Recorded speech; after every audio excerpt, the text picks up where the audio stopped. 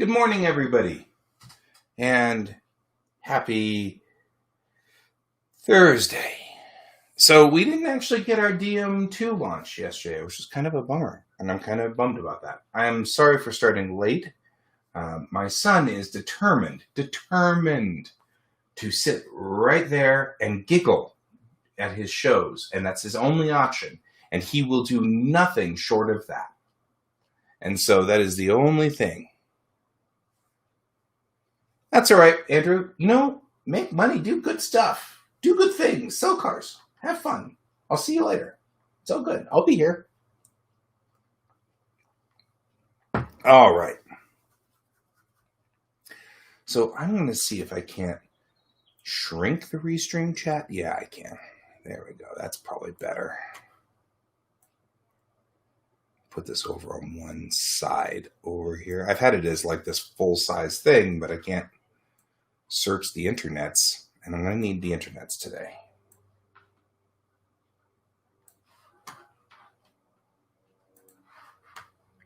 I need the interwebs. Okay, so today we're going to work on a character design. Good morning, Brent. I'll bring up this too. We're going to work on character design today. And we're going to talk about Mayrel. I've now built enough of a story that I have a good idea of where Mayrel is. As a person. So here's what we're going to do. I'm going to first look in my inspiration directory, because I have an inspiration directory, to kind of get an idea of what we're going to be doing for the concept work here. And an 11 by 17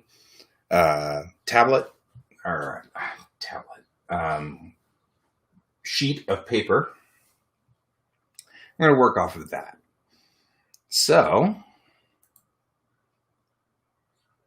heading over to my reference folders.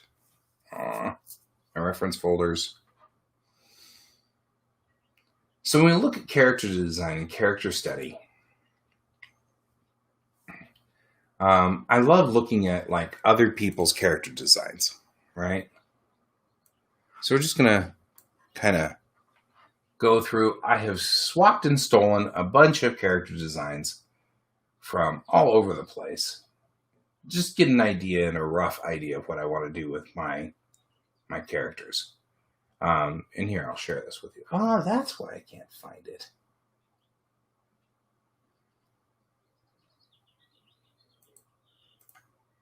I found it. I found the thing I was looking for. I was looking for it all morning long. And I couldn't find it. All right. Okay. Let's talk about sharing the screen. Sharing the screen. The screen share. All right. Yeah, I was it's kind of funny. I was looking for it all morning. And then at the last minute, my kid comes in here and he's like, well, what if I promised to be quiet? And I was like, you promised to be quiet yesterday. But what if I promised to be quiet this time? I'm like, this isn't working like you want it to. Okay, I'm looking through over here. This is just a bunch of random sketches of random characters from all over the place, right? And like hairstyles, and I like this one because this is a ton of things in a very, very, very, very, very thin line. But, this is just how to draw random things, right? And I'm just kind of going through and looking at some of these designs. Like, I like this. This shows like every possible view of this head, right? There's some hairstyles and, random things. So we're looking at various things that are in here and just kind of going through. And okay, so what I've got here is sort of a folder of, or some just blue line faces, right? Just rough faces, to give me sort of an idea of where to start. Looking over here. Looking back over here, I can find a few things. I mean, like that first one that I looked at there. I like this one, right? This shows some of the character. Like, this character has obviously got a certain amount of just like, she's introverted and very anime-esque. So I'm going to put this over here. We're going to talk about Meirel. Now we've got a number of things. I'm going to go for, I'm going to take, like, I like to do the straight on view and the side view. These are the classic, waif-like. It's not what Meirel is, but, hey, we'll start somewhere, right? And we're going to take and rotate this 90 degrees. Okay.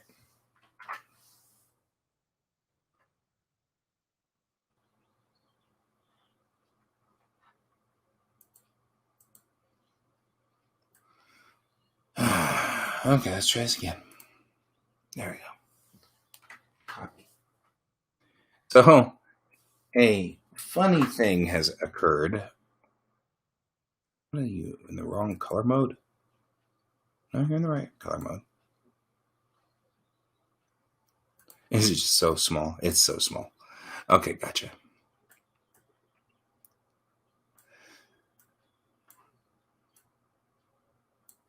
There we go. And I'll just copy this. One of the things that's funny about my keyboard is I do the copy and paste function so many times now that I actually have worn the C and the V off of my keyboard. Because copy paste is one of my ongoing things.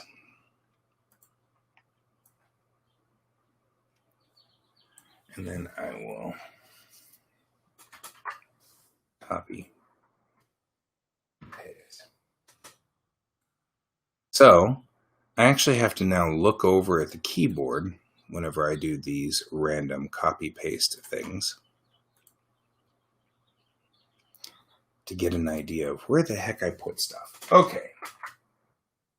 All we've got here is just some basic anime faces, right? One thing I'm going to do is, this is a full drawing over here.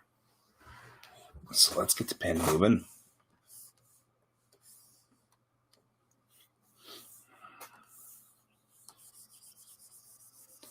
All right, we're going to take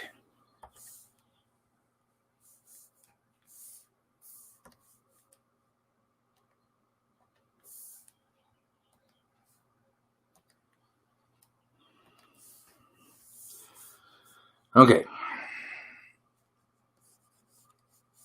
Now we're just going to define in the rest of this picture.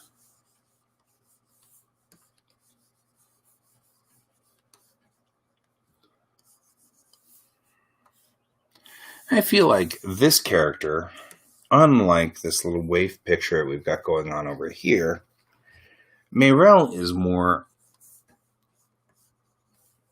like, she's not totally confident in the world, but I feel like she's much more confident than the wave over here. I'm just putting in the structure of this drawing.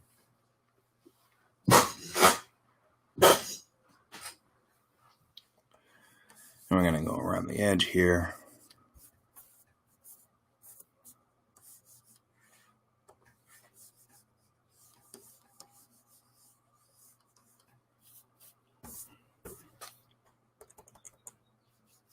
Maybe those shoulders are a little too big for her. She's not a big person.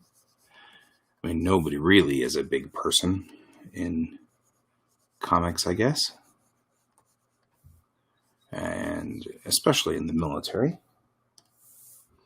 And you get huge because of exercise. But I feel like in the future, they're going to have to work really hard to keep their bodies in shape because it's going to be easy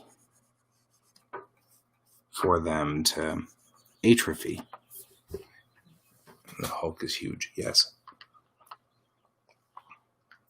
She is not, in fact, the Hulk, I would notice. Even She-Hulk is huge. Right? So, oh man, I've got more dust on my screen. I swear, I got this thing just...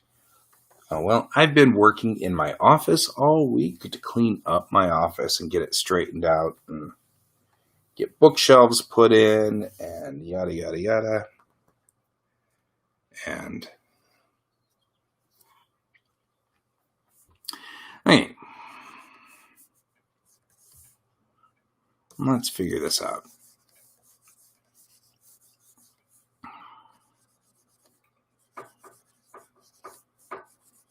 People, I was just talking about this. I like to offset the body types a little bit here. Chang is such a tiny individual. I mean, she's small. Her body type is small. Everything about her is tiny. So I want the two characters that are around her to offset that. Mayrel has to be medium-sized. And the character that will become Bennett is going to be a large person. Huge. Not huge, but a large individual. Large for a woman, certainly. But that was true in Tamerlane, and I'm going to continue that now with this.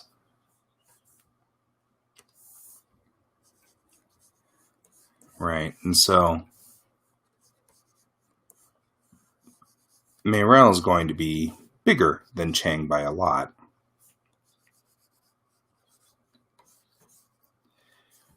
And that's going to be important.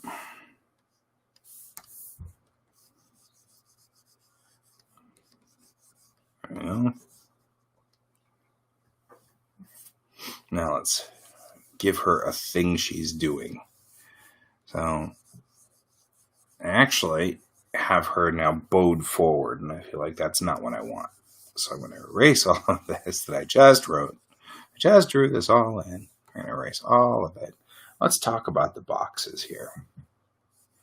You want her chest out more, like this.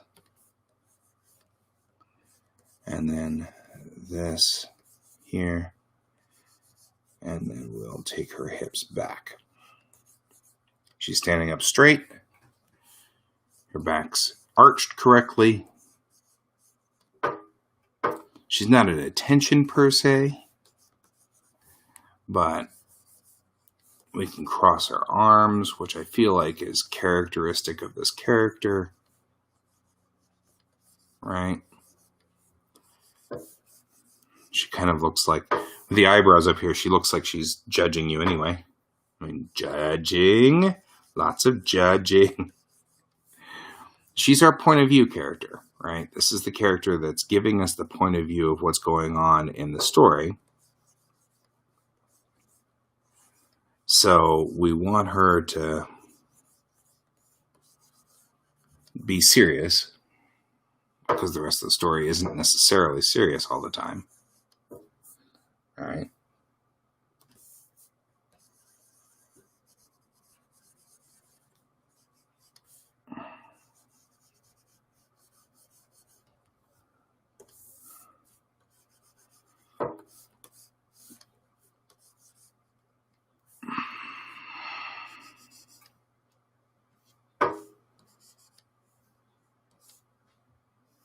All right. Getting much better here. We've got this across the chest there just to tell me where that is. And we've got a bend going on in the body. However, looking at her head's not aligned properly for this, right? You're probably wondering, why are you doing this? Spending so much time on this? Because really her head would be back like this, and angled down, and her neck would be more like this, and the trapezius would be like that. And I feel like I'm just talking to myself sort of here. Okay. Now I have a body and face that I'm okay with.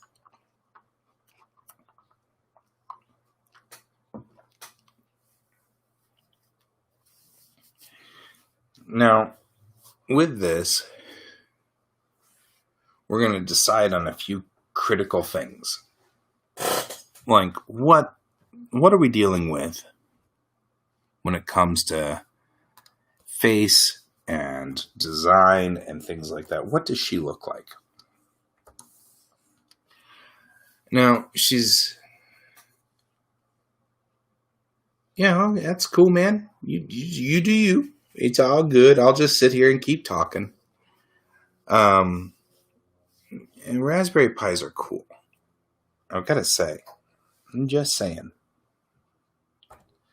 Okay.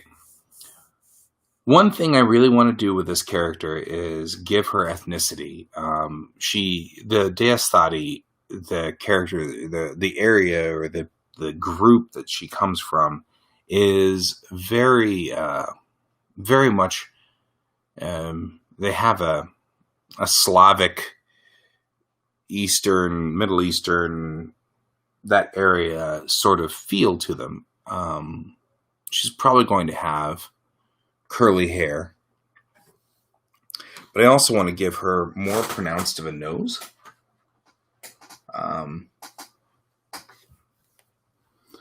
So I know that I'm going to be dealing with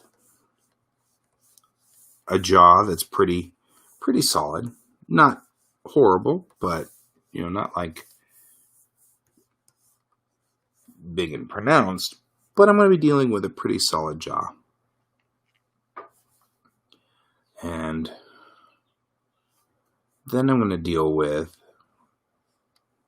as far as lips go, they're going to have she has a pronounced philantrum, which is that area right there, that under your nose, that the little divot in your face under the nose. And then we're going to go ahead and define in this nose. And I feel like from the side view, we kind of want more of a straighter nose. Like that. Right? That's not going to easily be seen from the front. Then we want to look at eyes.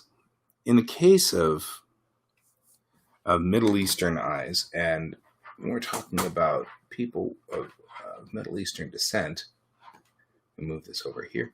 Hey, I wonder if I'm using the right microphone, because odds are good I'm not. Look at that. Now I'm using the right microphone. Isn't that nice? Okay.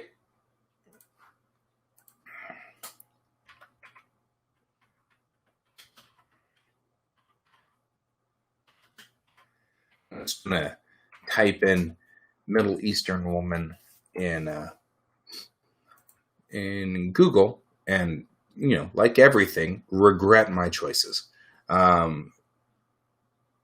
So, looking at the ethnicity of the people on here, they've got longer faces.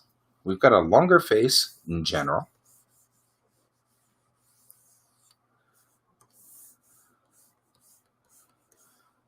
Right? Thinner and longer. We do have sort of the Asian eyes.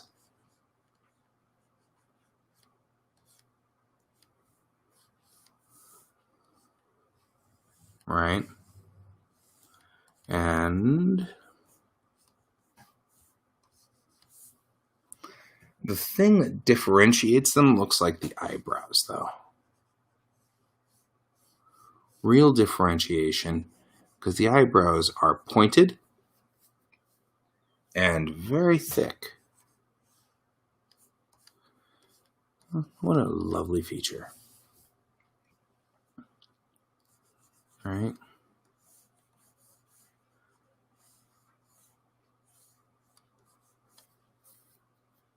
All right.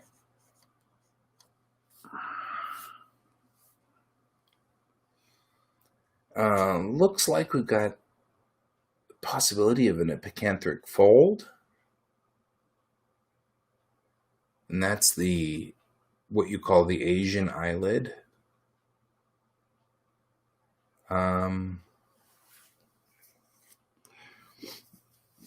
But I'm looking at this and I'm not seeing necessarily that fold. So, okay. So it doesn't have to be that way. There we go. And now we're kind of staring down.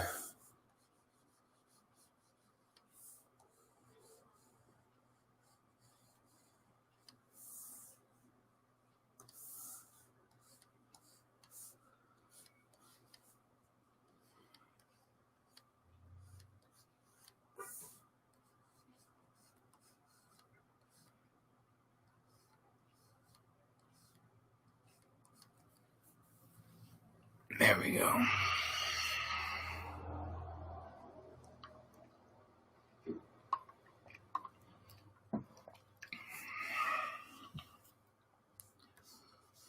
There, like that. I don't feel like that's what I want to do. There we go. That's much better right there. Okay.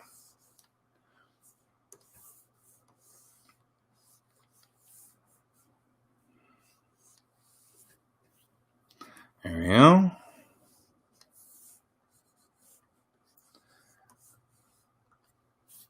Now,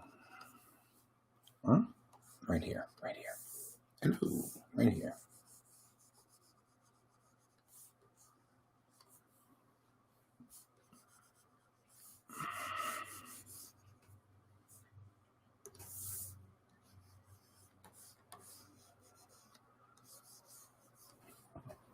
Now, one other thing that we really want to do is she's not totally Middle Eastern. I mean, that's just the concept of that I wanted to work off of to start, because the Deistati are the Deistati.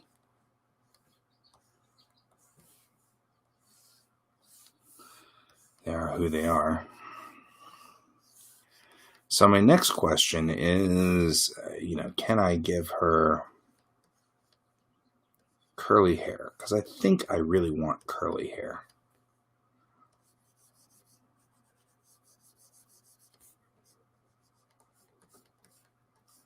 And maybe even moving on the character from taking the same character from Tamerlane. I might even give her blonde curly hair, because that would break up the stereotype a little. Right? So let's break up the stereotype by giving her blonde curly hair. Boy, I don't like that profile. So we'll have to work on that. Okay. So she's got curly hair. I give that here like this.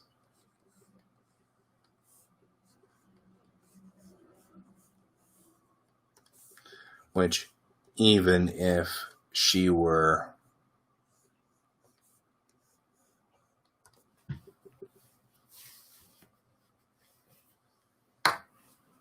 to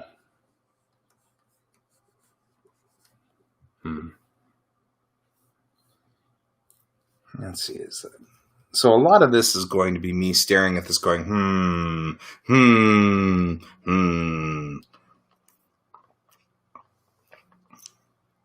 not being entirely happy with this.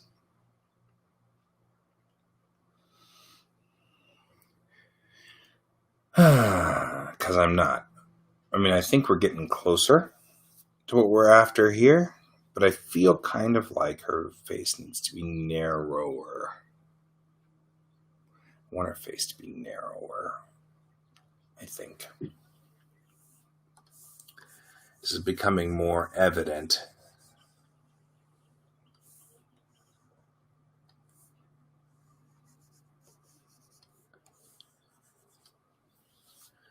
With the hair.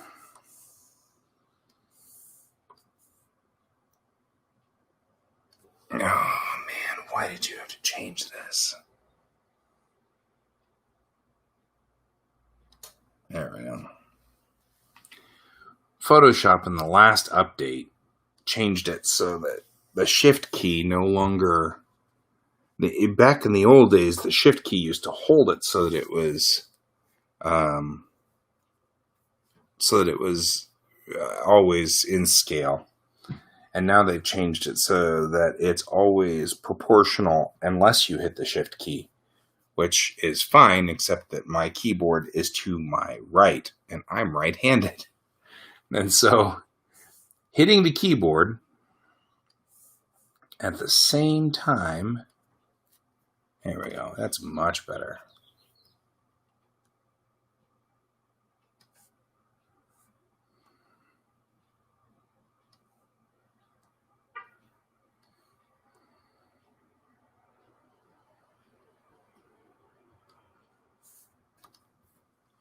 There. That one little change has made all the difference. I feel like much narrower face. Let's see, look over here at my reference pictures. The ones that I regret.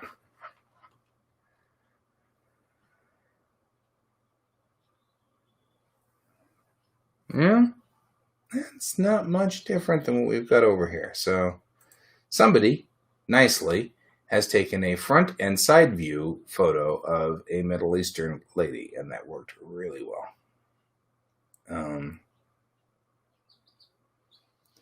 I assume that this is somewhat of a rhinoplasty thing, because it looks like they're really concentrating on the nose. But that at least gives me something to work with here. The nose is going to be very straight. It comes down very much like this.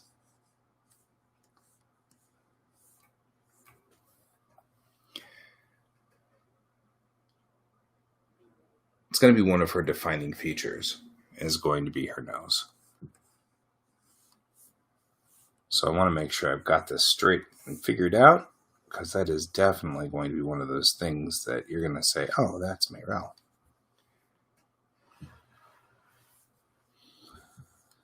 Oh, man.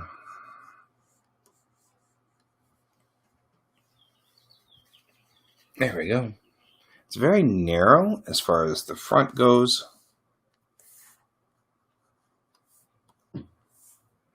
Not a lot of...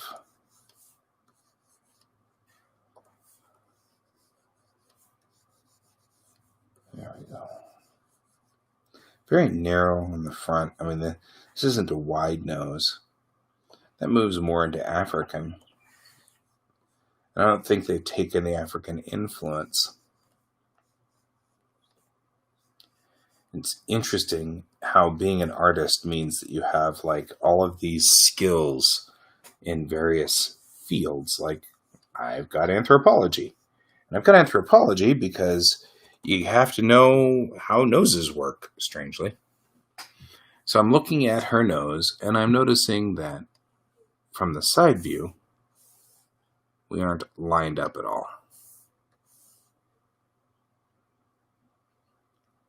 Right? So I'm going to go ahead and start dinking around with this.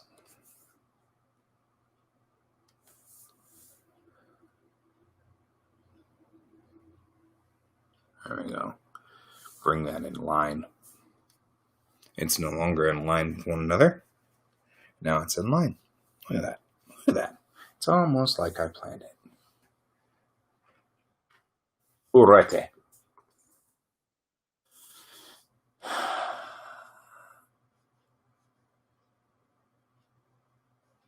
There we go. Now we look at her chin, and we're not going to get it. It's not going to be. It's rounder than that. I'll have to kill this line, otherwise it's going to snap my drawings, and I'll be aggravated. All right.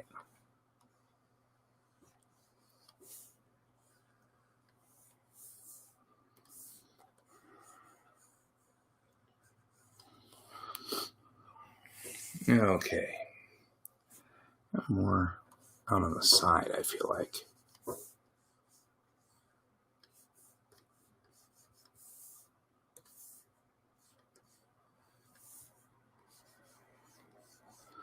Maybe not that much jaw,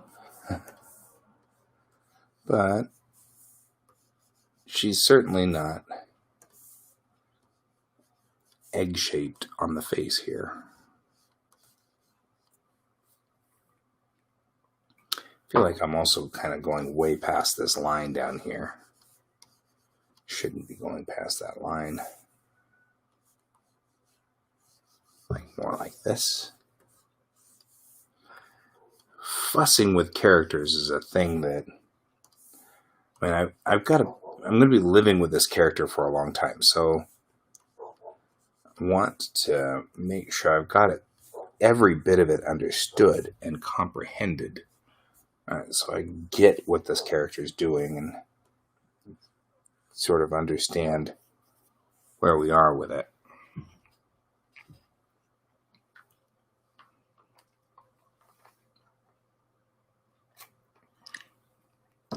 Okay.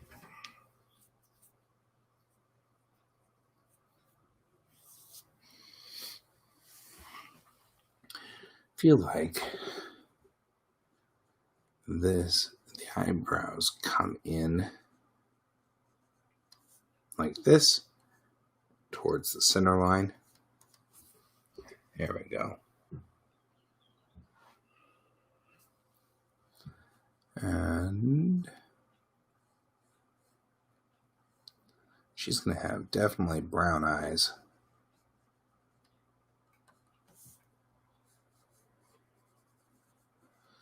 Well, let's go on ahead and then at least take a look at what these eyes look like filled in. Get an idea of what we're dealing with. There we go.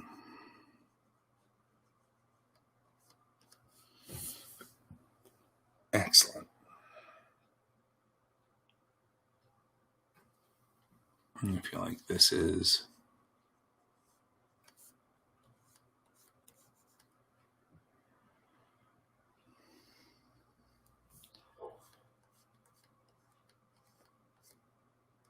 there we go.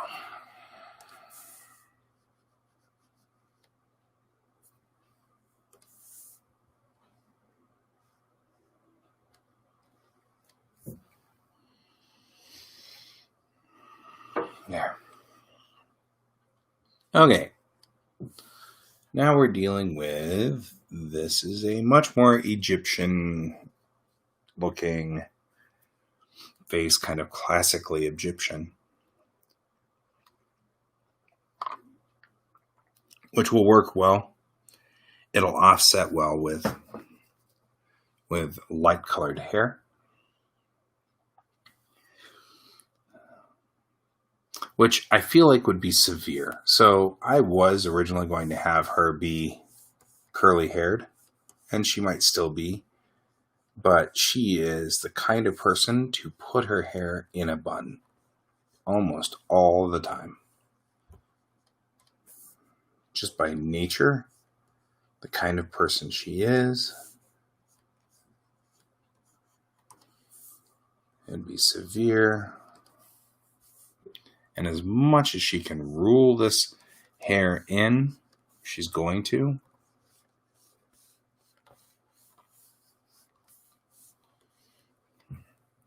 She's by the book and military as much as possible. So even if her hair is sort of unruly and going to be severe in some way or another, she's still going to wear it in a bun.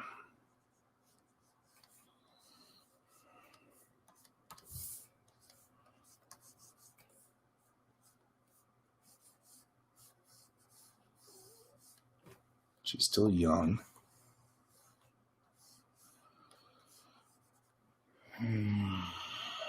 There we go. There we go. Much more like that.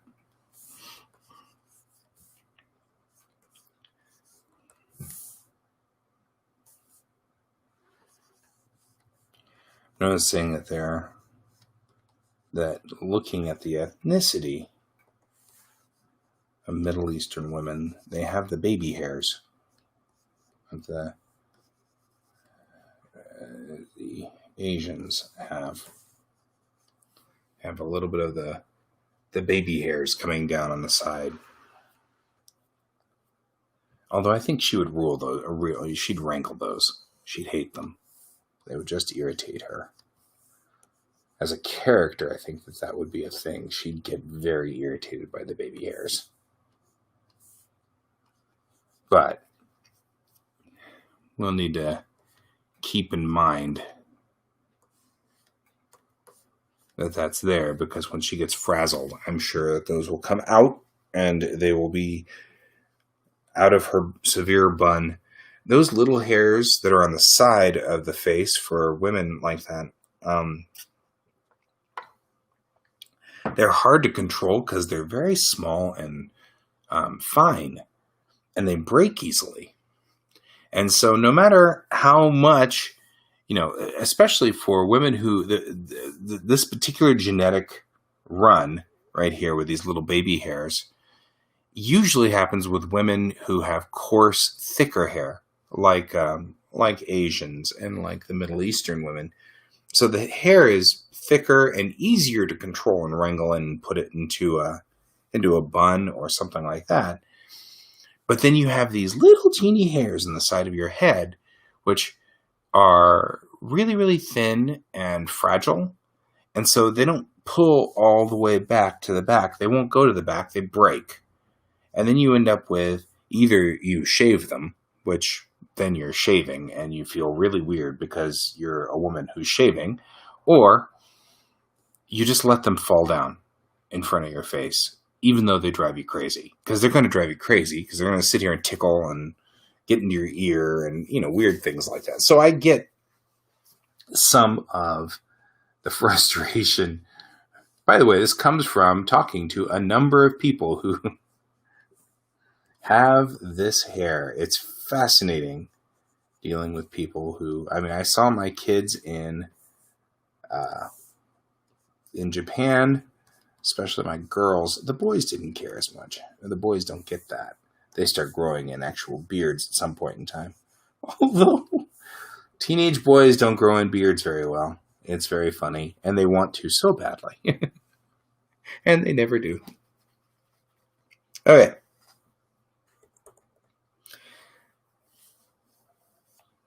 So now we're looking at sort of the first looks of this particular character.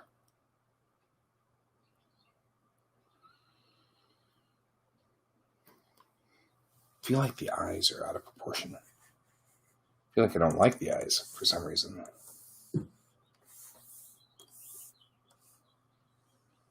Let's see if a simple fix can make this better.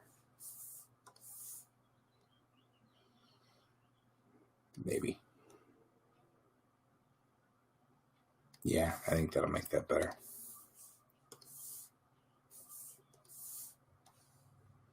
Doesn't make it better yet because I've got to go around this. Got to go around the nose, but we go. I think the eyes are just way too big.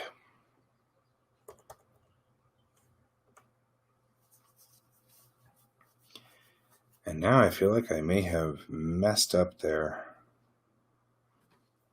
positioning. We'll have to see. All right.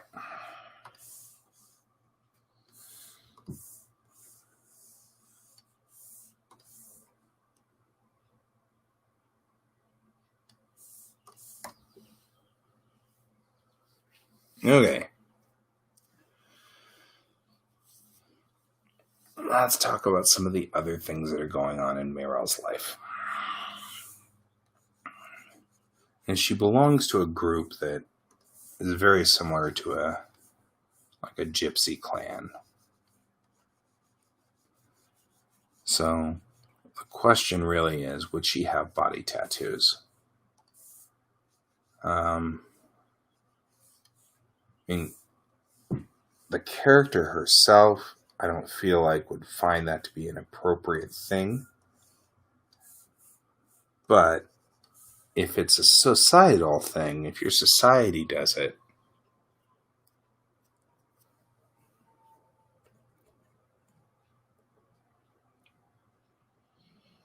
then you just do it as well. So that's sort of the next question. Does she have body tattoos? I'm actually going to change this because she's pulled all her hair back.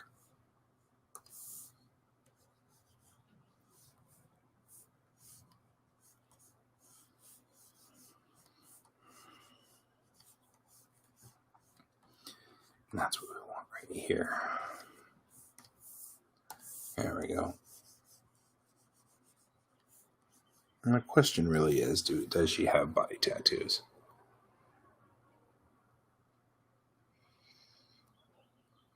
Yeah, that's my thought too. She's got body tattoos from when she was a kid. We are going to start Meryl when we see her the first time. We're meeting her when she's 14 or 15 or something like that. I mean, she's still very young. But the reason I'm heading for body tattoos is that might be something that would be identifiable because she's going to look younger as a young girl in the very, very beginning. And you want to still have people go, oh, that's the same character, even though I'm going to age her up a little. And that's why I'm headed for that.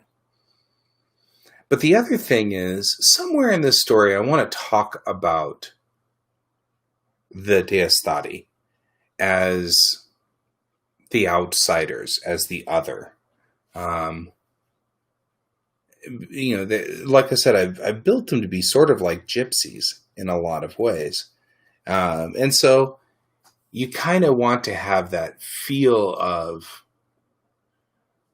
having the people look at her and go, oh, you're Deistati. You know what I mean? Like, you want that feel sometimes, because I want to have that tension. That's part of the tension. That's part of her character, is she wants to fix that. She wants to right that wrong. She has a desire to push. So, you can't do that if she doesn't have some obvious sign that she's Deistati, because at this point in time, humans are mutts. So we've got all kinds of genetic drift going all over the place. So we're not going to have it easily be identifiable. She's not going to easily be able to be seen as Deistati.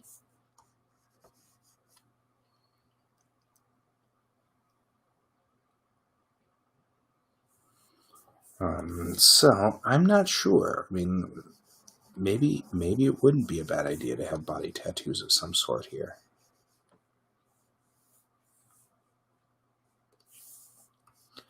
It won't be easy to identify her as such.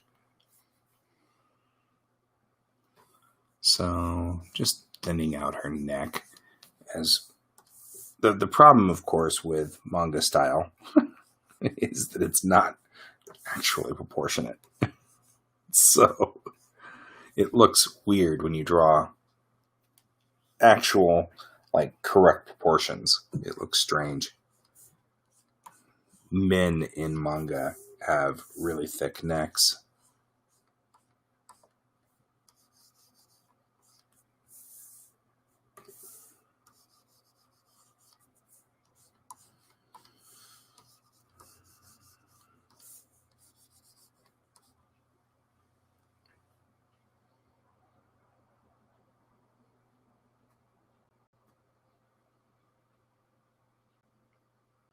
Right?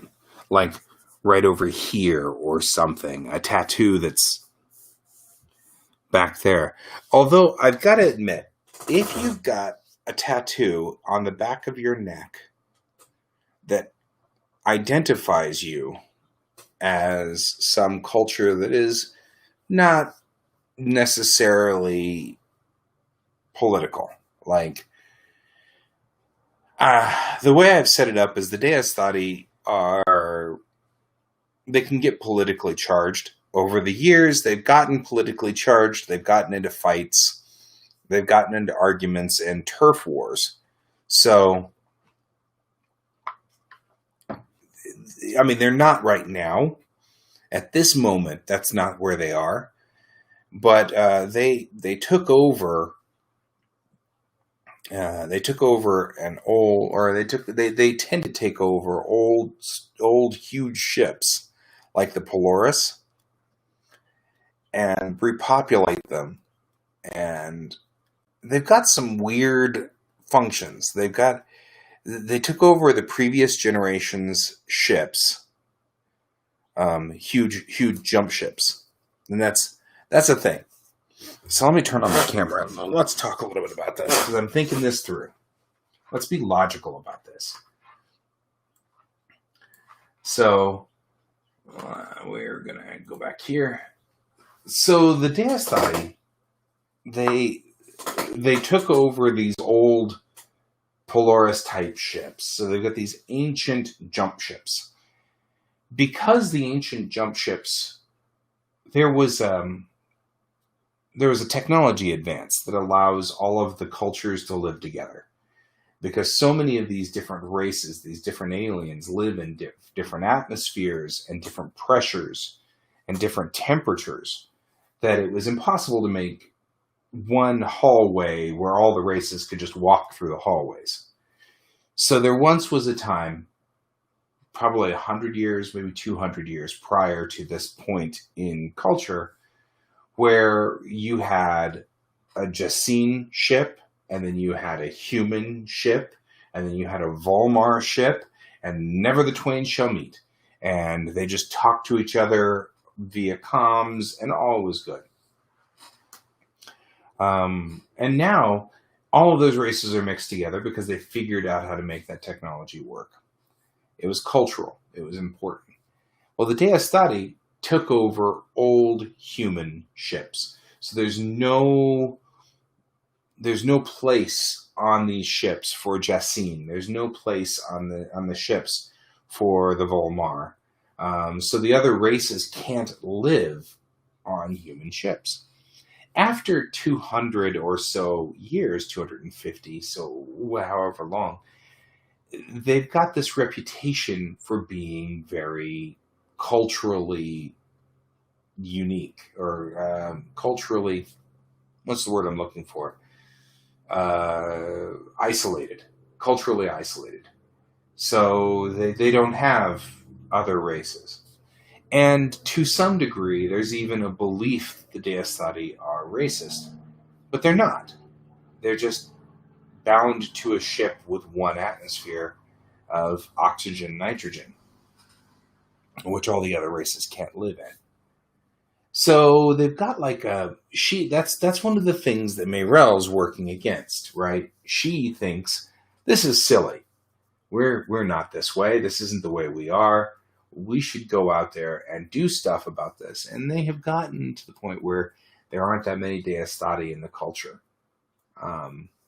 They prefer to live with their own people, and you can live with your own people, and never the twain shall meet.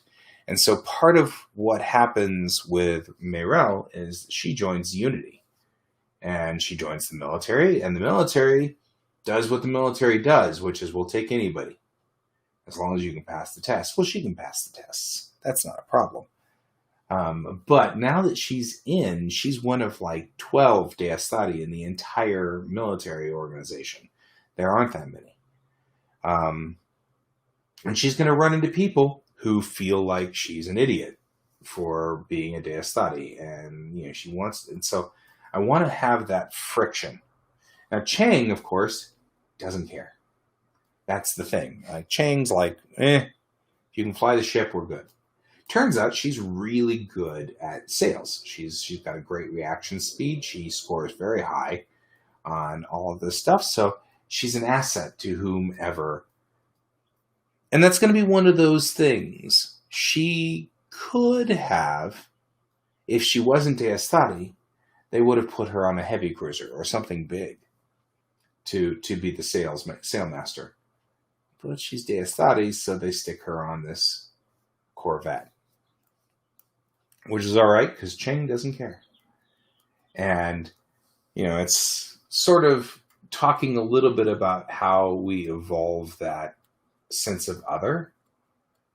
And I want to kind of go into that. So that is something that I've been fascinated with and want to explore to some degree. So I agree with you that if there are tattoos, so all of this was to say tattoos. Where would we be with tattoos? And I feel like, how would we do that? I mean, obviously they wouldn't stick it on their cheeks or on their eyebrows, although they might, right?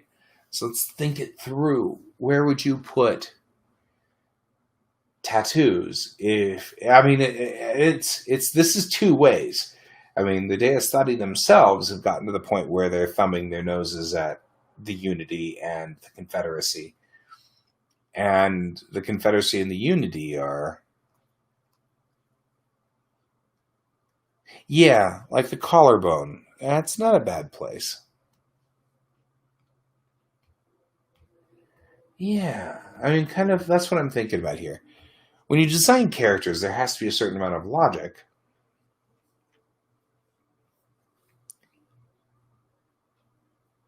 Yeah, it's funny. That's exactly what I was thinking when we said neck.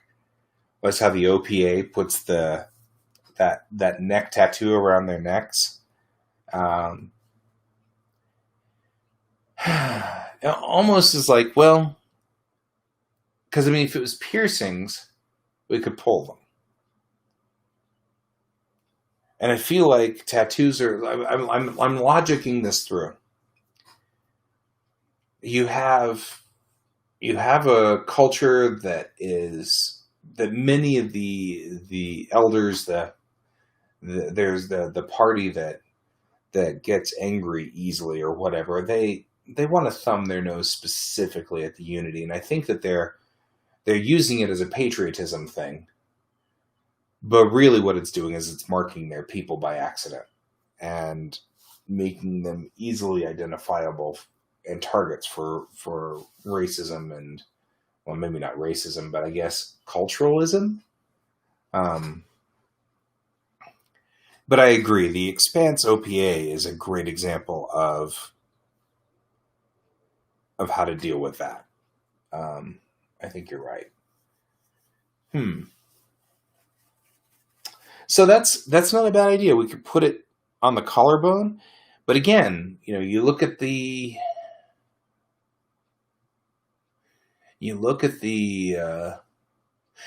and a uniform would cover it up. So here's where we want to make that next thought. I mean, you've been down this road, Brent. You talk from the point of view of the military. The military just tries to make you guys all one unit. That's the way it goes. Doesn't matter what color your skin is. Doesn't matter. It's a very, because you're all going to be brothers in arms and sisters. So you look at this and kind of think about the way that the military does things. So then you look at what will the Deistati do to bounce back from that. And I feel like it depends on whether you would have a group of people. Would you have a group of elders that decided to thumb their nose at the militaries? If so, you'd end up with face tattoos. Now, also, I mean, we did have Chakotay in Voyager who had a face tattoo, and Q who did a lot more face tattoo. So there's that. I mean, I never really felt like Chakotay's tattoo was obnoxious. I mean, in the very beginning, maybe. It's hard for me to remember all the way back to 93 now. But trying to remember what my first thought.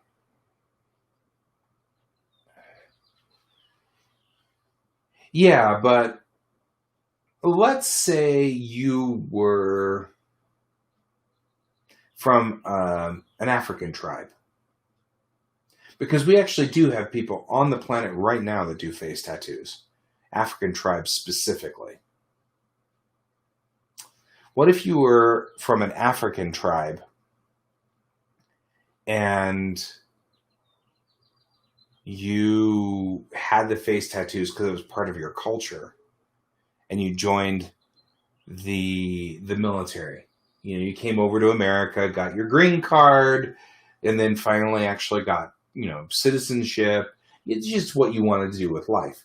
You become an American citizen. You go through all that stuff. I think the only reason we don't have more Africans here is because it's all third world nations down there right now, and they don't know that they can leave. So I think that's the only reason why we don't have an influx of Africans in. Right. There would have to be waivers. You're right. That's exactly what it would be. It would have to be waivers. And that's what I think I'm looking for. I'm looking for that. It's got to be a pain in the ass for her. Because that's part of what's making her aggravated towards her own people. I mean, her own people put this on her, and she's now stuck with it. But if it was subtle, I mean, not like in your face. Let's go back to Meryl and look at her here. I mean, what if we did something?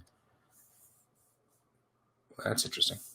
Something like a dot and something like this, right?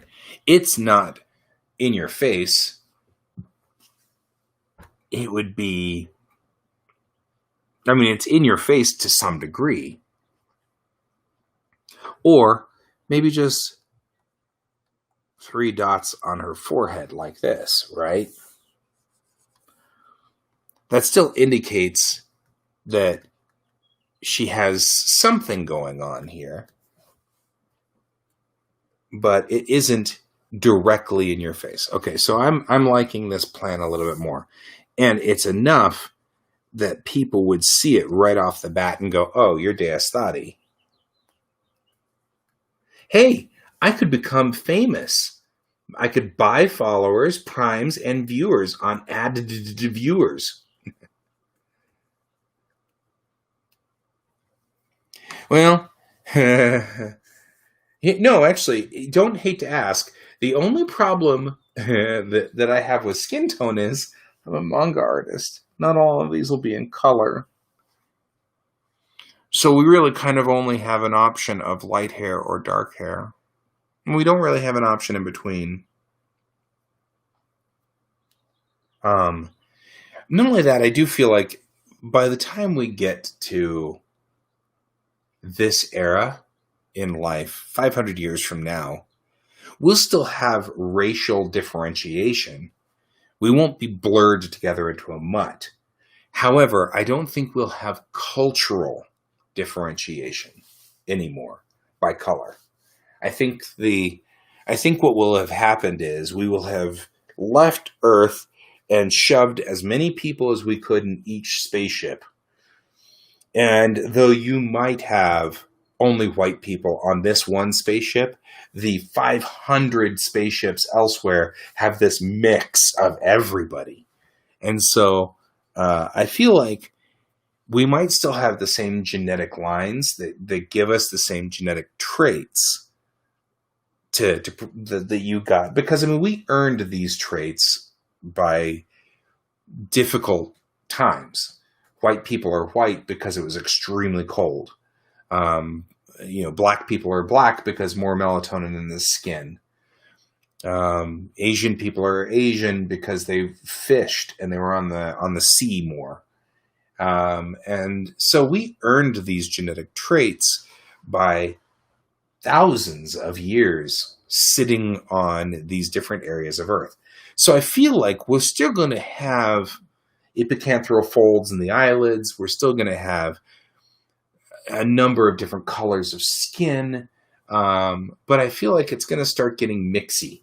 Like you're going to end up with thick eyebrows and Western eyes, or Eastern eyes and very thin eyebrows and very, very thin and wispy hair. So I feel like all of the traits that we earned over time are going to drift. And that seems like that's what's going to happen over the long run. That's where I'm kind of going on this. So that you won't be able to easily identify by skin color, because they won't all be the same skin color, even though the Deistati might be, because they're all stuck on the same ship. And effectively, they're going to be one family, but the ship is huge. And they are gypsies, so they'll take in people who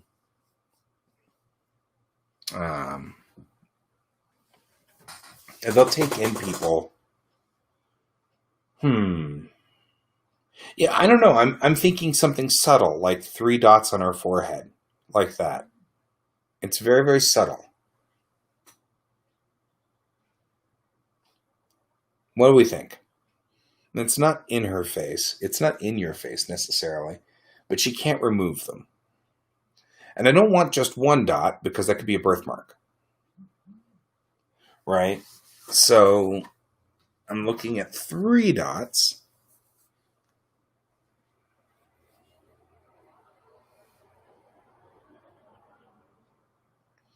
And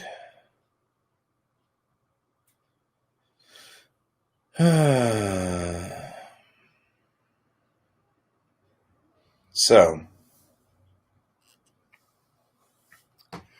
that's what I'm thinking. Yeah, that's what I was thinking, was colors and dot placement represent different clan information and things like that. What ship did you come from? Did you come from the booty booty booty boop boop boop boop boop? Did you come from the bap bap bap beep beep? And the clan dots drift depending on what those are.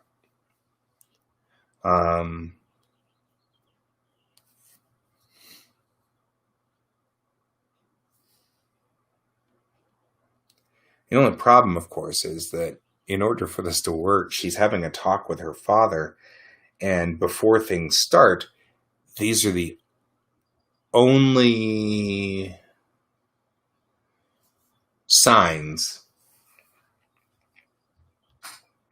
In fact, that would be an interesting interaction between Chang and Meirel, because it occurs to me, yeah, but have you seen the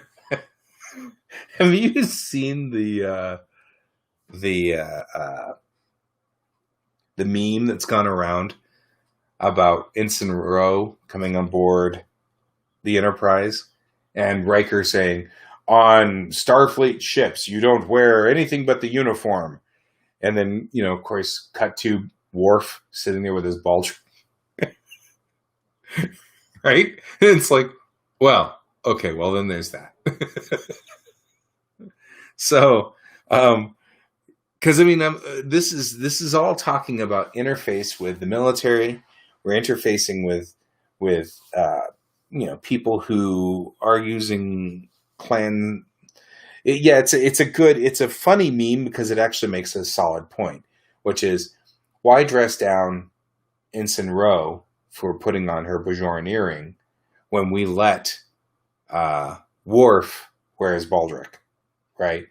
So, of course, my thought is, I don't mean to go into deep detail on this one because this is a deep dive into Star Trek, but my thought is, obviously, really, the truth is, they're just screwing with, they're hazing her. You can wear an earring, and she was wearing an earring before that, so clearly she was wearing her earring when she got into the transporter room, and that's a military installation, and she probably was dismissed by some commanding officer in the transporter room on the base. So, my first thought here is that she was wearing her earring until she got in the Enterprise, and the truth is, that's just Riker hazing her. The more I think about that, the more I'm like, that's Riker hazing her. Which holds because later in that two-parter, she gets to put her earring back on, right? So, now, Meyrelle, on the other hand, this is a character who, I think you're right. I think that there would be, but I think I want to go a different direction. Riker being Riker. I think that I want to go a different direction. I think there would be jewelry and things like that make her, that make her part of the culture. But I feel like we should go a different direction with her. Like, she shows up and she's got the tattoos, and Chang says, "Oh, so you're, Boodly Bop clan." And Meyrelle's taken aback and, "Wait, you understand clan stuff from Deistadi?" And Chang's like, "I pay attention to all kinds of things. I read books." Or something flippant, because Chang is flippant. We find out later, of course, she was married to a Deistadi. So that makes total sense. She knows all about this, but that's part of the texture of Chang. So she's just flippant about it. It's all right. I don't know. I just read books. But later on, she's like, "Hey, why don't you wear your little earring?" Or, yeah, she's being Sherlock. "Why don't you wear your little earring?" And or whatever is our jewelry thing. And Meyrelle then that gives an opportunity for Meyrelle to say, "I don't think that's appropriate. Nothing I can do about the tattoo, but I can not wear my earring, and that's fine. Or my neck brace, or whatever. Whatever's the thing." So maybe she does have a neck thing. I think I like like a torque, in a way. A nose ring. Well, the problem with any permanent jewelry like that is she'd have to get re-pierced, right?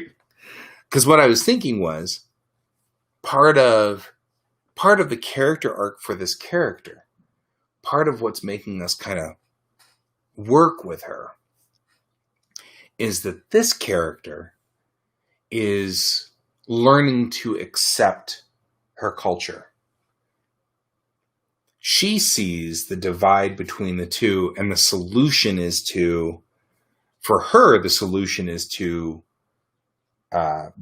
be more unity and less Deistadi.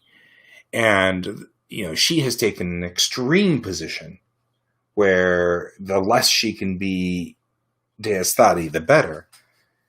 And she was an outrider to begin with. That's why I have her in the very first scene. But yeah, I'm thinking, what about a torque? Something that goes around like this, around her neck. And maybe it's got, interesting jewelry like that. And we've got this kind of torque that they wear. And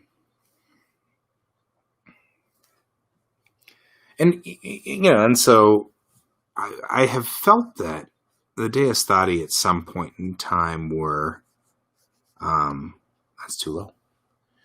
The Deistati were slaves or enslaved at one point in time. And that's part of the reason that they're mad and angry. But yeah, I feel like that would work really well. A torque of some sort. Which gives some identification. Oh, thank you. And hello, Carolyn. It's good to see you.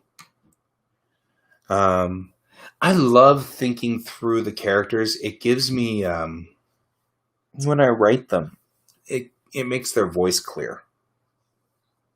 Very, very clear.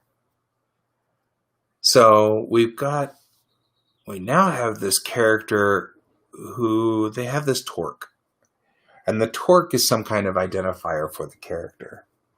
When you're born, they put the torque on you. You grow up wearing the torque all the time. I feel like that's probably a good thing. Then, when she goes into the military, she has to take off the torque, which is fine for her. She's okay with that. She doesn't have a problem with that at all because she's sort of rejecting her culture. But there will be other Deistati who do not approve of that. They feel like that'd be like asking Muslim women who join the military to not wear a hair covering to some degree. I feel like that will be a rough thing. Right. Like it changes when you get married. Brent's saying that with the torque, you can have it represent marriage or some engagement or something like that. And I agree. That would be a reasonable thing. That's fine, Matt. You guys are here. It's good. Anytime you're here is fine. We're discussing a character here who is part of, in the story, in the Bellatrix Rising story, there is a clan of people that are very much like gypsies. And, yeah, with a Q. It's super weird. And it's mostly because torques are not actually things that we wear in our culture. So we borrowed the word and the spelling from the culture that we got it from. So anyway, for Carolyn and Matt, what we're doing over here is I've got a character. This is what we call the point of view character. She's the one that you enter the story with. So she's the character.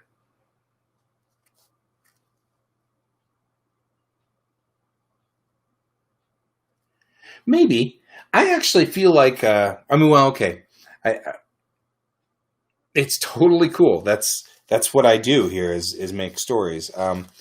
When we meet Mayrel, the first time we meet her, we're going to meet her on a Deistati ship.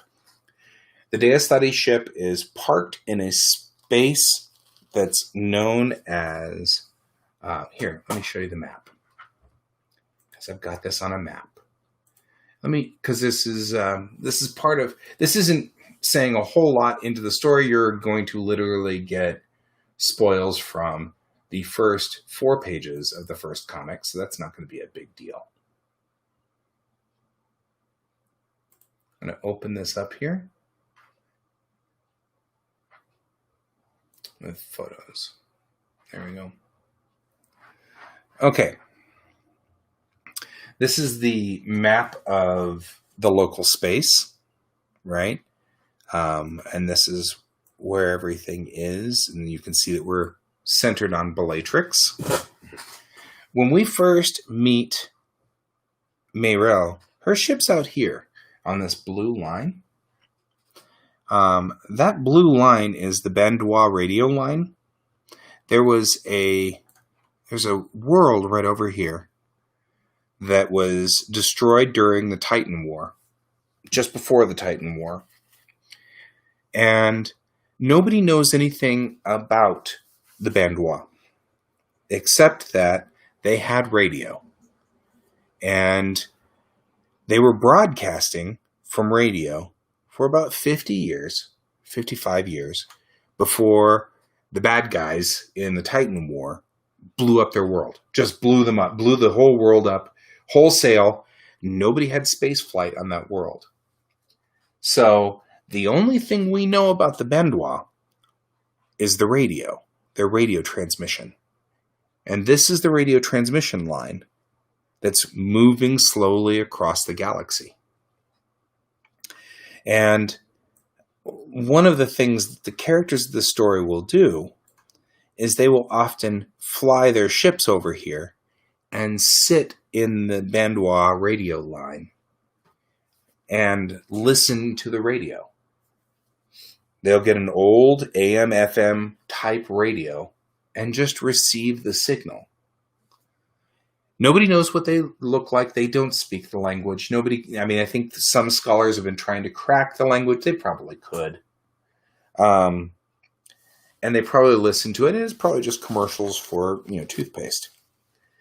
And there are a lot of theories of what the Bandois look like. But since they never made television, nobody's ever seen a Bandois. And they never left the planet.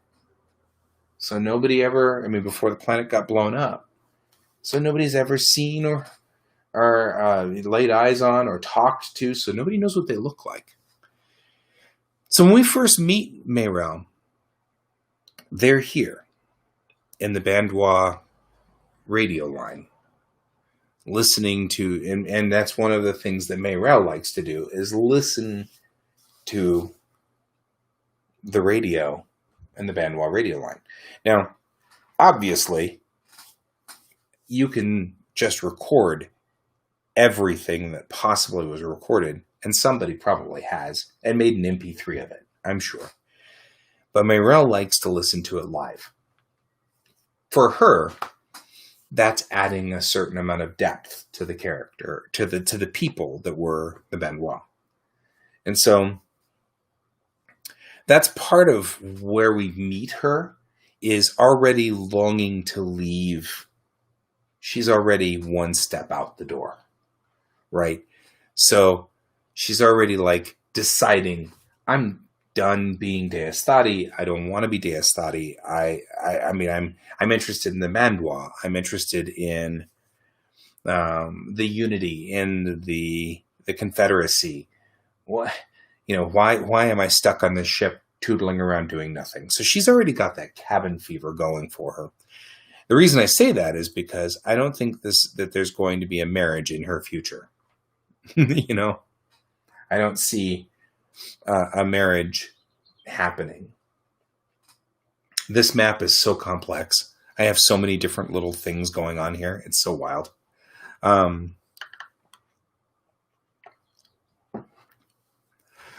There's all kinds of stuff on this map. The stories are really dramatic here. So that's the thing.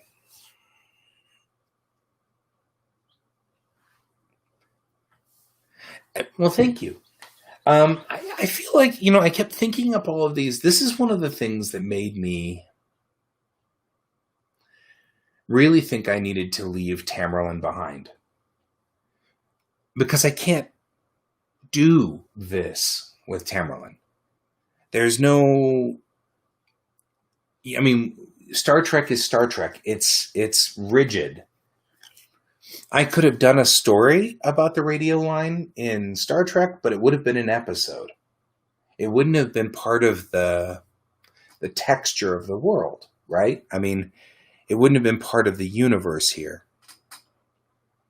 So, okay, we're dealing with her. I feel like when we come up with why she wears the torque, I feel like that's a family thing. Like, you're going to have a baby, and I'm going to have this baby in, 9 months. I now know that that I'm going to have this baby. So we're going to start crafting her torque now, right? And she'll grow up and she'll have to get extensions to the torque and things like that. And then when she's an adult, she gets a new torque.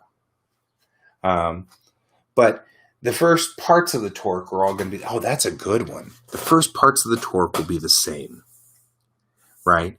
This is the baby piece of the torque is this front piece with an extension and this extension and this extension and this little extension here as you grow older, right?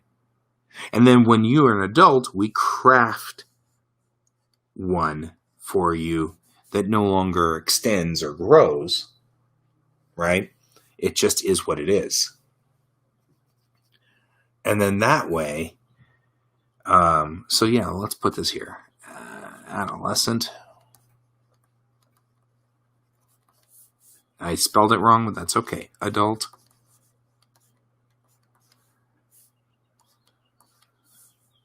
And these are extensions and add-ons for growth. What is it with me? Can't spell today. I'm in story mode, thinking mode. I'm not in writing mode. And I think that that's what we've got. Now we're actually adding a lot of depth to the Deistati culture. In fact, it would be kind of funny if there were certain Deistati who have earring pieces like this on a different ship. They don't wear the torque anymore. They've moved to an earring culture thing. It's the same structure. It's the same concept. But instead of a torque, they wear earrings, which that could cause stress between the two Deistati tribes, right? The Deistati tribe, the primary tribe, the Orthodox Deistati, they wear the torque to indicate bondage and slavery or yada, yada, yada. Whereas this offshoot tribe, they think that's all something that needs to be behind them as a culture. So they've moved to the ear cuffs that go along your ear. That's an interesting concept. I like that too. I'll hold that too. So we'll talk about some Deistati wear ear cuffs.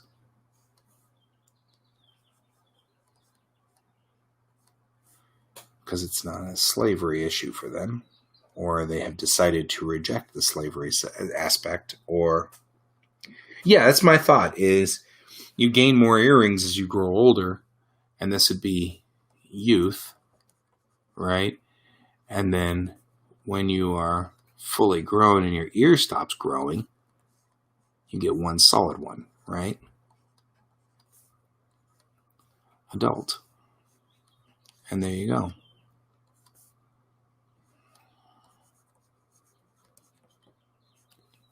Right?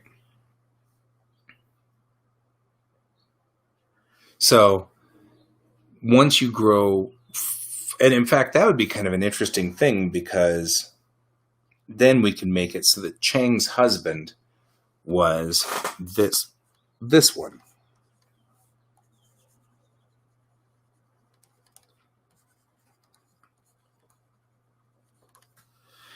Yay. Which means that Chang will now recognize readily where Meirel is in Deistati culture as soon as she pulls out whether she has an earring or whether she has a torque. And I think that would definitely be an interesting subgroup. And I wonder, would it be culturally insensitive to say, earring or torque? probably would be a little bit more, I don't know. I remember I had a friend who you would say Indian. He would say dot or feather. And I thought, gosh, that's just right on that edge, right? I mean, it's like, and it's like, so I always felt like that would, if I were either Indian, like from India, or native, I think I'd find both of those things to be somewhat irritating. So maybe she would find it grating when people say, earring or torque, as sort of trying to delineate which tribe you belong to. So that could be a grating comment. One of the things about world building is trying to ascertain what your insults are. Because strangely, I think that it is very, hi Fred, by the way. I feel like it definitely is close to where we are with the Bajoran earring, but I don't want to put danglies on it. So, but I mean, really, there's only so much jewelry one can put that's removable on your body. You can wear rings, you can wear earrings and ear cuffs, you can wear clip-on earrings, and you can wear a torque. But like I was saying earlier, and I know you guys are Brent and I have been talking about this for a while. The biggest thing is story-wise. We talk about the story here. Story-wise, I want it to be removable so that this particular character, Mayrel, can make the choice to not wear it until she finally decides to accept her culture later down the story, in the arc. Because part of this character's growth is being able to accept that she's Deastati. And if it requires a piercing, she's going to have to go get her nose pierced or her ear pierced or something like that. Headband. Headband could be another one. That's another one. And, that's also kind of a thing. But I don't think that ear cuffs are unique to Bajorans. I don't think that's necessarily unique to Bajorans. I'm going to have far worse egregious crossovers with Star Trek's universe than I think the earring cuff. I don't think that's going to be as big of a deal as the fact that I have to have transporters. So, and yes, I have to have transporters, or I have to dump an entire story.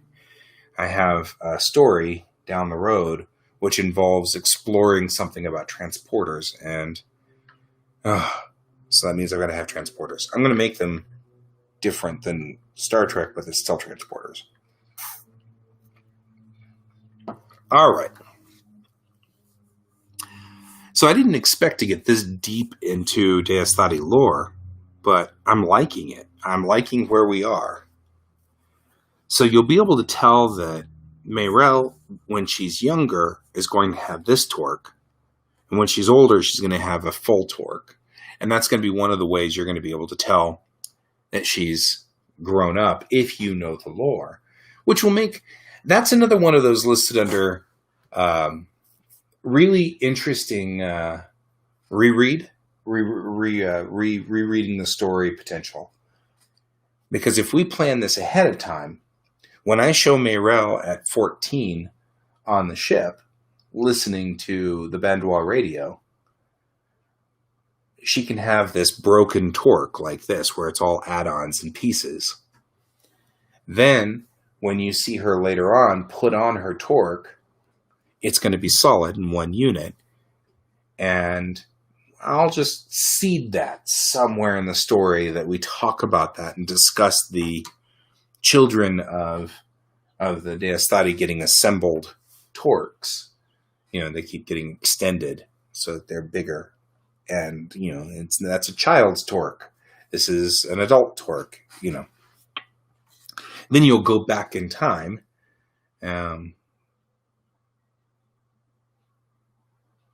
Yeah. That's actually exactly Fred's saying Star Trek is not the only one with transporters. Stargate did them with the rings. That's actually exactly what I'm going to do. I'm going to make it a teleport booth. You have to go to the booth and you get beamed to another booth. And then, you have to have, that means you have to have a destination. You have to have, a teleporter at the destination point, and you have to have a teleporter at the transport point. And because that also gives me reason. Hang on real quick. Excuse me. Boy, the trees, they're killing me. And that gives me a reason to... Here, let me go ahead and bring the camera back online.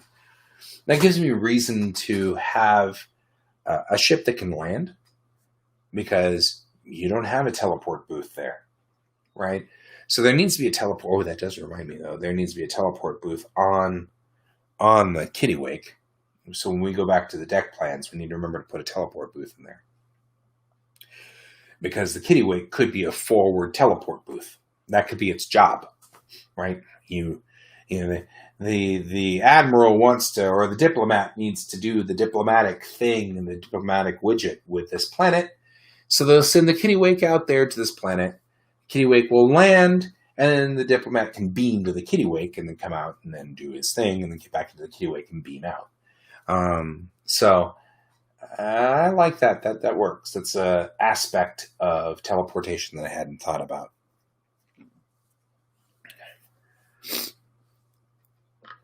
Yep. Odds are good, Carolyn, that's Fred and not Lou. I'm just saying. As a side note, it could be both of them. They both use the same account, so they share it, which makes total sense. I don't have any problem with that.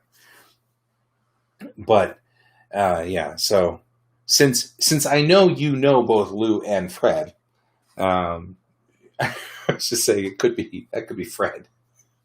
Just so you know.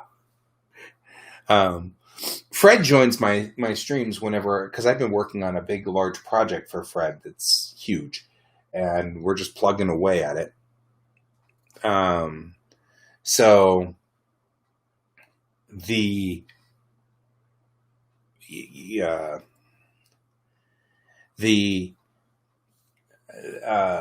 large project that I'm working for Fred, I've been putting together all of the... Did you see were you here yesterday, Fred? Were you lurking? Because if I was working on your drawings yesterday and I didn't see you, so I assumed that you weren't here. But you could have been here, and I could have just been doing everything that you liked and nothing was wrong and there wasn't any issue. Let me bring that up. Because we were working on that. Right? Because I finished up this page here, and I'll share it for you.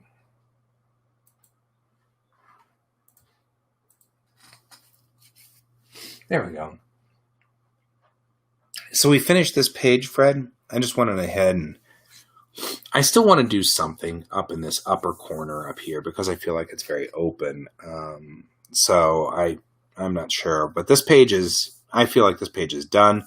I've made more of a fluffy cauliflower head for our tree. And I deepened in the lines and the colors so that it just was a little bit sharper and had more color, or more color, but more contrast. That's what I was looking for, is contrast. So just kind of deepening it out. And I call this one good on my side, except for these birds, which I want to kill. Haven't decided what to put out here, but of course we always have a thing that we need to do. But I feel like this is a big open area with nothing in it. And I might put in clouds or a storm or something. I hate to do this, guys, but I gotta go blow my nose real quick. I'll be right back. Because, of course, trees, they're not helping me.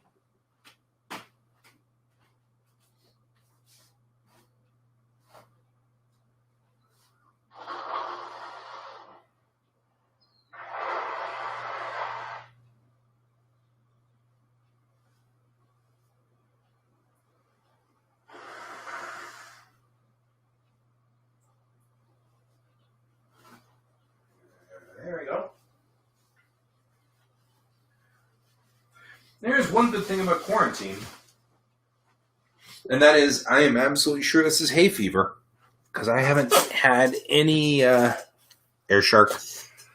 Yeah, I could put an air shark out there, but they wouldn't. Would an air shark? If I put an air shark out there, would these guys just be sitting there? I mean, would they just be kind of hanging?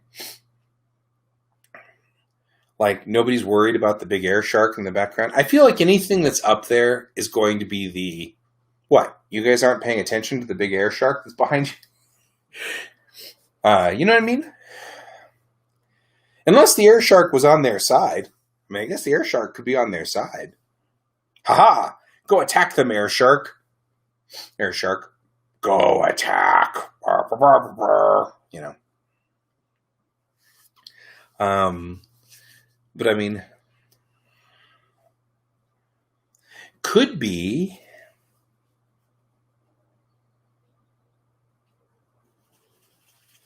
Yeah, I mean, maybe it's that they haven't seen it yet. Air shark sneaking up on them, and they're all blissfully unaware. But maybe that horse is just about to realize that they're about to get eaten by an air shark. Do we have airships? Because airships would be cool.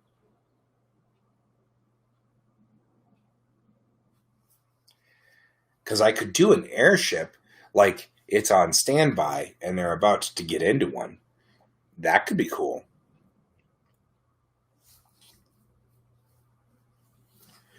Like, what if we... Let's not use this piece, though. Let's take and open the original.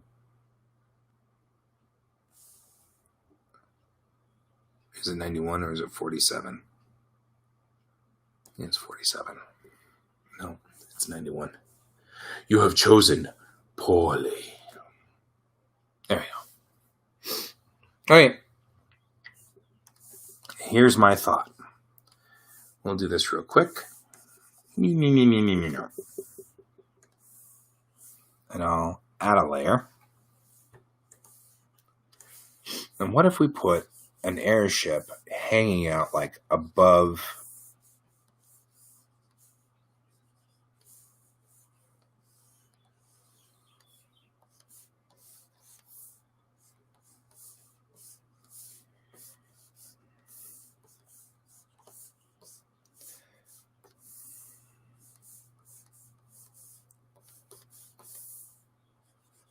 gondola below it like this. There we go.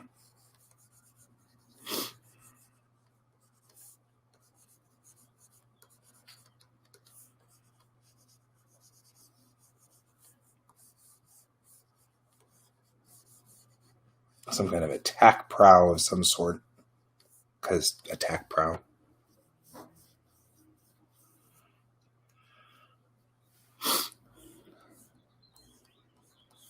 There we go, like that. Like this.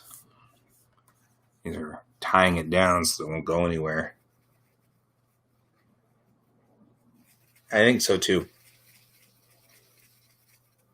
315. I don't know, 315's on my list. We'll see. Let's go look, shall we? Let's go see if 315's on my list. Let's go see if it's going to take 20 minutes for my computer to right mouse click. Yeah, I know, you're grumpy. I said the C word. Okay, I like that. I feel like that will give me something up here that's in this picture that would be there. In my Fred folder, looking at instructions. Yeah, 315 is not one that I'm supposed to be redoing. It doesn't mean I won't redo it, but it's not the one that I'm supposed to be redoing. Let's take a look at that page.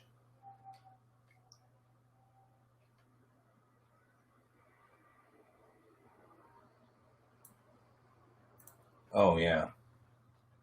Dirigibles. Ew.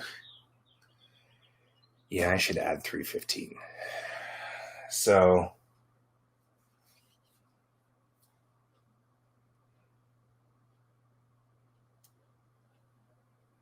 yeah, dirigibles.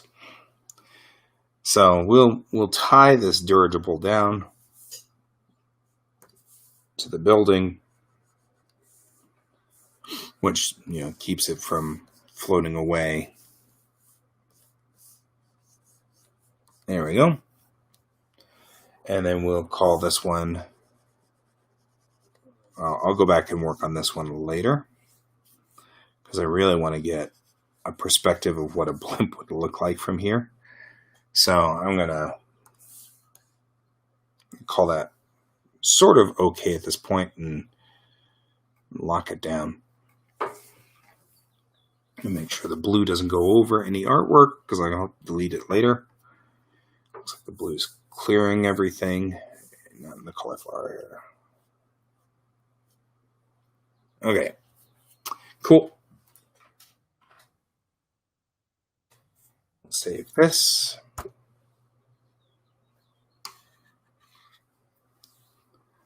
We'll close that out. I'm also working on this one, but I want to keep going back here and darkening it to the back. We'll get back there. So we haven't gotten there yet. So tomorrow, if you'd like, I can do 315 and finalize that other picture in the same foul swoop. Because I'm looking at this dirigible picture that you've got on 315, and I feel kind of like, I mean, I'm looking at it and I'm like, well, I could see that being, anyway, this is kind of boring for everybody who's hanging out here on this. So,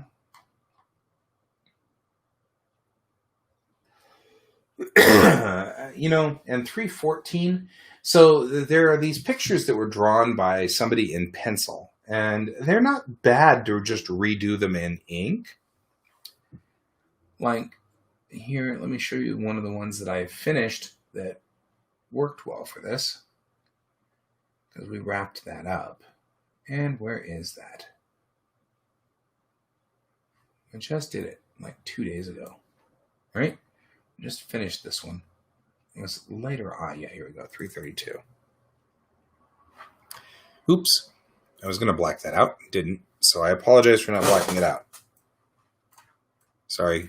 There. But this was like a pencil drawing up at the top here with a little scarecrow. And all I did was just ink the actual... I just inked the pencil. And so it you know, I pretty much just used the pencil as an underdrawing. Corrected some of the proportions a little bit and did some of that stuff, but we just did this like that. So it's something to think about. Like some of these pictures, I'm looking at 314 where it's talking about using hang gliders. And kind of looking at that and thinking, I could just ink that and it's probably going to be fine. Because it was just pencil. And pencil's not going to work.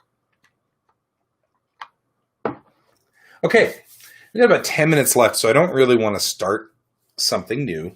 Even though it's good to have Fred on board, we'll do Fred's work tomorrow too. What we've done today is an awful lot of work with Meryl, and we're going to keep going with this for just a little while longer. When you do character design on characters, you want to make it so that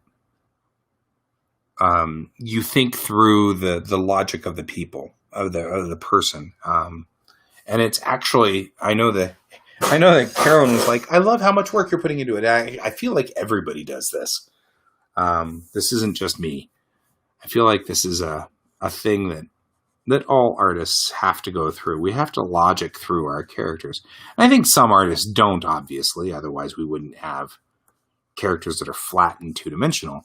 But if you want non-two-dimensional characters, this is how you get them, is you have to think them through. And then they start talking. Once you have that figured out, they start chatting with you. You start hearing them talk to you.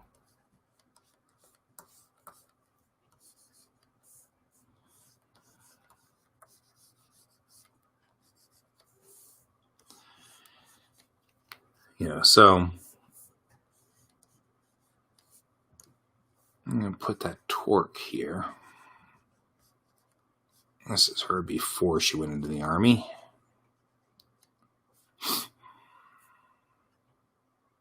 Put these 2 dots there.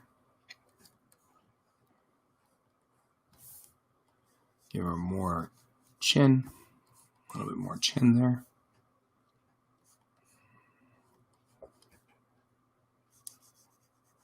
And now we can define the character. We know the defining marks that make her her. Maybe I want them to go from the side of her eyebrow there. Right?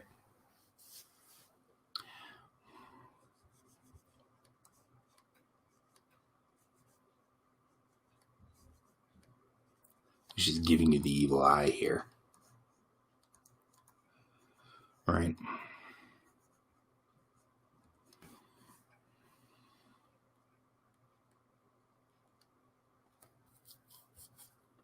Then we'll give her a little more chin there.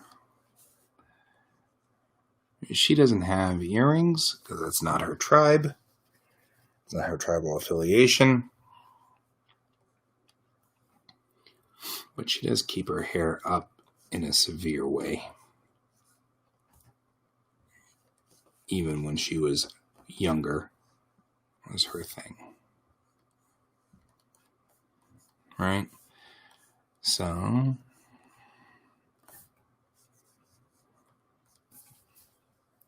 she's not trying to look good. She's not trying to sell anything.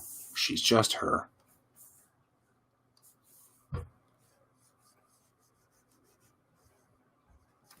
And come in here and do this.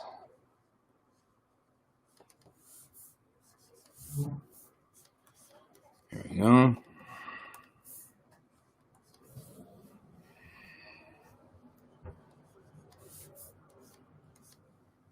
There. So, feel like we have done really good work today on Mayrel. Since she's a main character, it's okay to spend some extra time on her. It's okay to spend about 2 hours on this. I've already spent a lot more time thinking through some of her other pieces of her personality. So she's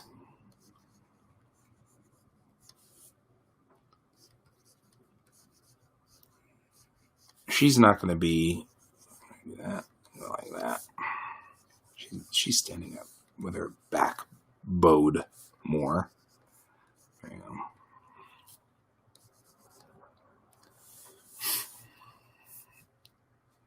I haven't figured out what Deastati wear, so we'll have to figure that out at some point here. We'll get to that. I haven't gotten there yet. We'll think of it somewhere along the line. Okay. So for right now, all we've got is a torque. Oh, huh?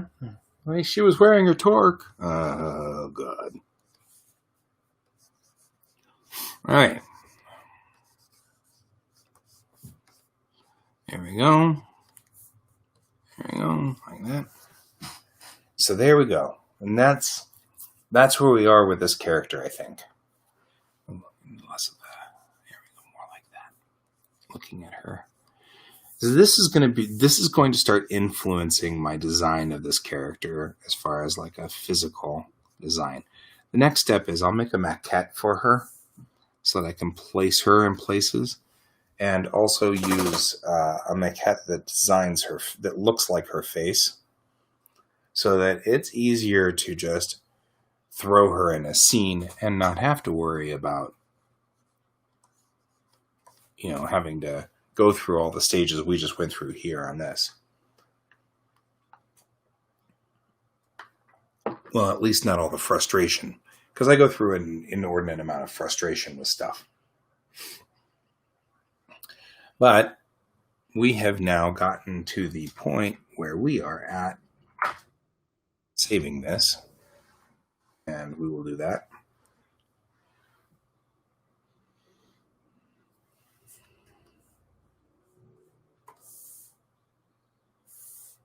Probably not to my Instagram uploads, though. I'm just saying. Not saying, but I'm saying.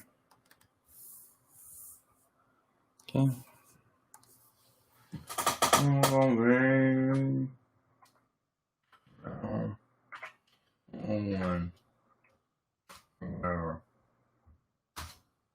This is a rough. So since this is a rough, I'm not worrying about it. Next, we're going to think of, what does Meryl look like? What does her clothes look like? What would they be wearing? My thought is making a little bit of we've got about 5 minutes left. Where I'm going to start with this one, when we start tomorrow on this, we're going to need to look at how the Deistati live. Living is how we define our clothing. So, how did the Deistati live?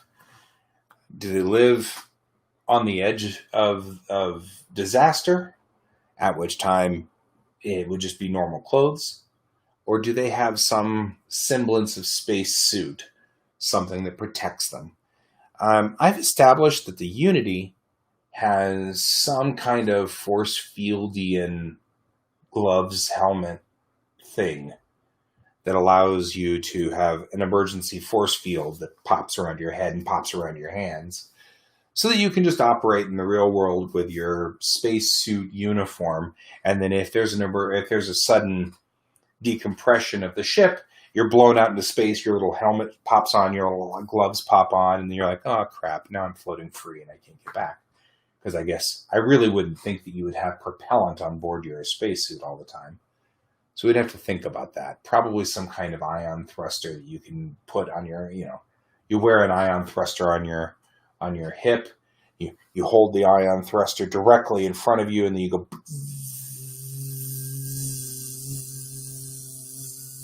because ion thrusters aren't exactly the most efficient way of doing things, but they also aren't explosive, because you can have something inert like a xenon gas.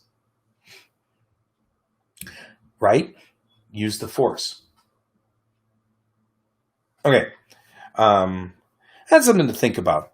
We need to think a little bit tomorrow about more. We're going to kind of dive deeper into the Deistati and what kind of universe they live in, because we're going to have to start deciding, what is she wearing? Is she wearing nothing? Because that would suck in general. Space is cold and horrible. Or is she... And maybe that's what the torque represents. Maybe the torque represents spacesuits. I mean, I've been going around saying that it represents slavery, but maybe that's also another thought process that people have. Oh, you wear torques because you think you're slaves to the system or slaves to the man. No, we wear torques to represent spacesuits, the old spacesuits. That'd be kind of an interesting thing. We're going to do half and half, 1 hour on, 1 hour off. So I'm going to work with Fred's piece, the second piece that we were working on. I just got really carried away with Mayrel today. But tomorrow morning, I think I'll dedicate the first hour to finishing that piece that we didn't do last time. And then I'll dedicate the second hour to Mayrel. I'd like to roll out of the week with Mayrel under control and ready to go, so that we can work on Bennett next week, because it's not Bennett. So want to get all three of the main characters rolled out. We actually have the artist thing tomorrow because tomorrow's Friday. So might not be working on Mayrel tomorrow. We'll have to see. I might work on Mayrel tonight and finish that up and then just report into you guys tomorrow morning. Although having you guys as part of the creative process is kind of fun. So I might actually just postpone that till next week. So we'll see. Working on characters is an interesting thing. So we'll do that. It's part of the process. This is all part of the process. So you're here joining me on the process. Okay, well, it's lunchtime. So go eat lunch, guys. And I will see you tomorrow, and we will continue on with this excursion. And I'll talk to you later. Bye-bye.